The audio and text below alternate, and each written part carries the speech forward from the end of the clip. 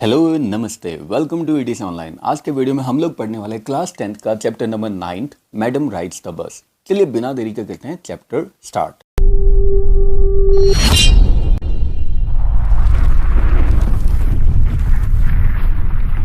हमारे चैप्टर की जो प्रोटैगनिस्ट है यानी जो मेन कैरेक्टर है उसका नाम है वेली अम्माई, जो कि एक छोटी बच्ची है 8 साल की और शॉर्ट में इसको वेली बोलते हैं। इसका फेवरेट पास टाइम था डोरवे में खड़े रहना और बाहर स्ट्रीट में देखना कि वहां पे क्या क्या चल रहा है, जबकि इसकी एज के बाकी जो प्लेमेट्स थे वो गली में खेलते रहते थे।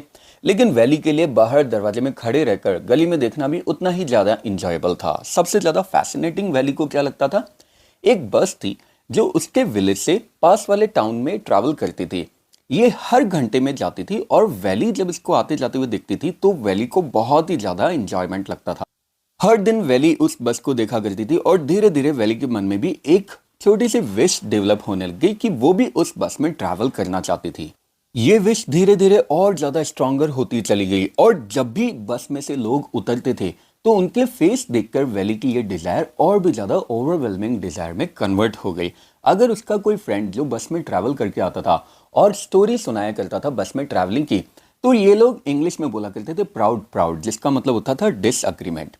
अब काफी दिनों तक, काफी महीनों तक वैली बड़े ध्यान से उन लोगों की बातें सुनती थी जो बस में ट्रैवल किया करते थे और इस तरीके से उसने छोटी मोटी डिटेल्स बस ट्रैवलिंग के बारे में इकट्ठा कर ली थी।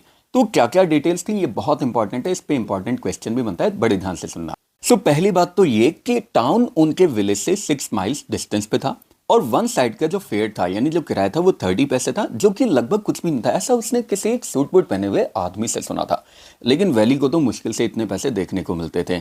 सबसे मेन, बस की जो ट्रैवलिंग है उसमें 45 मिनट्स लगते थे। तो इसका मतलब अगर वो 1 o'clock पे आफ्टरनून बस लेती है तो टाउन में वो पहुंच जाएगी 1:45 पे और फिर वापस घर पे आ जाएगी 2:45। इस तरीके से उसने काफी सारे प्लान्स बनाए, उसने कैलकुलेट किया, रिकैलकुलेट किया और ऐसे ही एक बढ़िया सा दिन देखकर वो सीधा बस ट्रैवलिंग पे निकल गई। जैसे बस टर्निंग पॉइंट से टर्न लेने वाली थी, मेन हाईवे पे चढ़ने वाली थी, एक छोटा सा हाथ हवा में उड़ता है वेव करता हुआ और बोलता है बस रोको। ड्राइवर बस रोक देता है और कंडक्टर जैसे ही बाहर आता है ये देखने के लिए कि आवाज किसने लगाई, तो वो वैली को हाथ देता है ताकि वो उसकी हेल्प कर सके। लेकिन वैली उसकी हेल्प लेने से मना कर देती है। कंडक्टर भी जॉली सॉर्ट ऑफ पर्सन होता है और वो भी बोलता है नेवर माइंड, अब जाके अपनी सीट पे बैठ जाओ।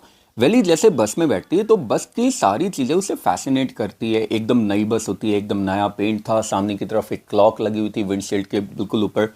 वैली सारी चीजों को ऐसे देख रही है जैसे वो सारी चीजों को अपनी नजरों में बसा लेना चाहती है। अब बस एक कैनाल के पास में से जाती है, मतलब एक नहर के पास में से जाती है। रोड वहां पे बहुत ही ज्यादा सकड़ी दिखाई देती है। दूसरी तरफ दूर दराज माउंटेन्स दिखाई दे रहे थे, ऊपर नीला आसमान दिखाई दे रहा था, एक तरफ बड़ा गहरा गड्ढा यानी खाई दिखाई दे रही थी और काफी दूर में फैले हुए ग्रीन फील्ड दिखाई दे रहे थे, ग्रीन खेत दिखाई दे रहे थे। कितना ज्यादा वंडरफुल था सब कुछ।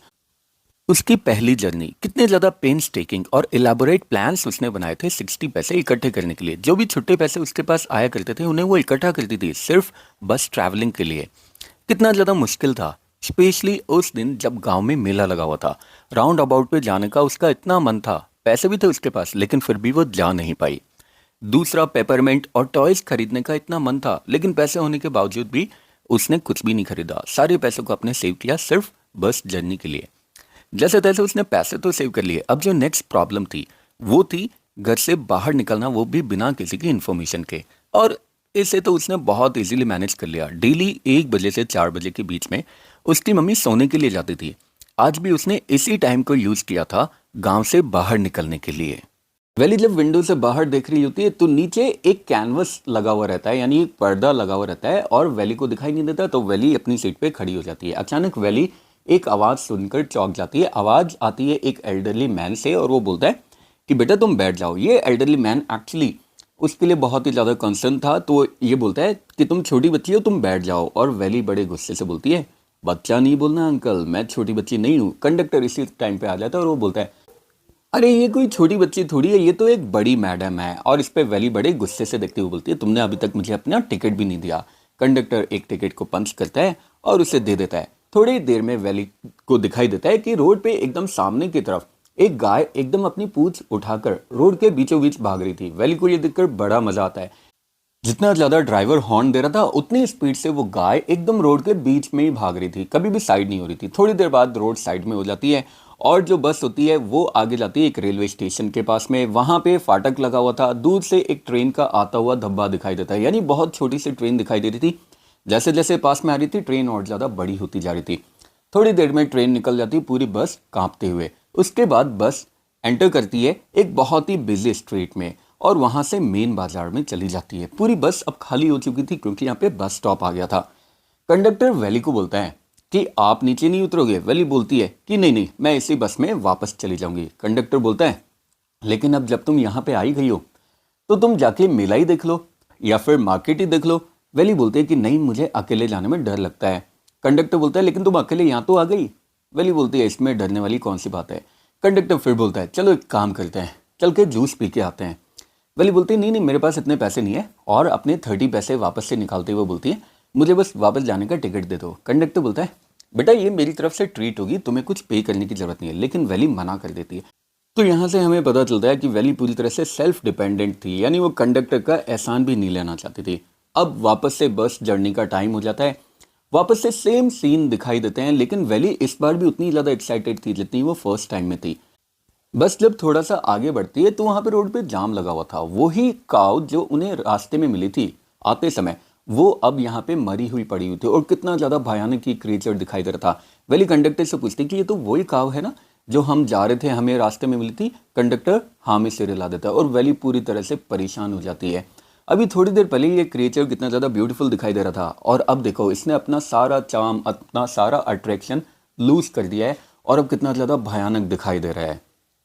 वैली ये देखकर इतनी ज़्यादा सैड हो जाती कि अब तो वो बाहर भी देखना नहीं चाहती थी। अब बस वो अपनी सीट पे बैठी रहती। थोड़ी देर में बस वापस उनके विलेज में पहुंच जाती है और वैली कंडक्टर को बोलती है hope to see you again, यानी आपसे जल्दी मिलते हैं। कंडक्टर भी वैली को बोलता है ओके मैडम, जब भी आपकी राइड करने की इच्छा हो तो आप बस में आ जाना और हाँ अपना फेयर लाना मत भूलना। वैली स्माइल करती है और वहां से चली जाती है। जब वैली अपने घर पे जाती है तो उसकी मदर ऑलरेडी जाग चुकी थी, जो कि पड़ोस की एक आंटी से बात करी थी। ये आंटी एक नंबर की चैटर बॉक्स थी, यानी बहुत ही ज़्यादा बोलती थी। एक बार बोलने के लिए मुंह खोल लेती थी, फिर ये बंद ही नहीं करती थी अपना मुंह।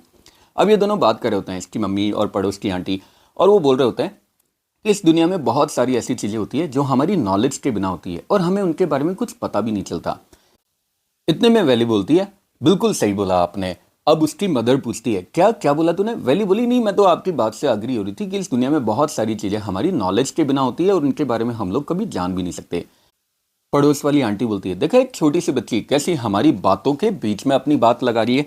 और इसी के साथ ये स्टोरी यहीं पे एंड हो जाती है। आई होप आप लोगों को चैप्टर बहुत अच्छा लगा होगा, समझ में भी आ गया होगा। फिर भी अगर किसी तरह का कोई डाउट, कमेंट या सजेशन है तो नीचे कमेंट बॉक्स में आप लोग ड्रॉप कर सकते हैं। मैं ट्राई करूंगा जल्द से जल्द आंसर करने की। चलिए मिलते हैं इसी तरह के और किसी मजेदार वीडियो के लिए नेक्स्ट वीडियो तक के लिए have a good day, take care, bye bye, जय हिंद, जय भारत, राधे राधे।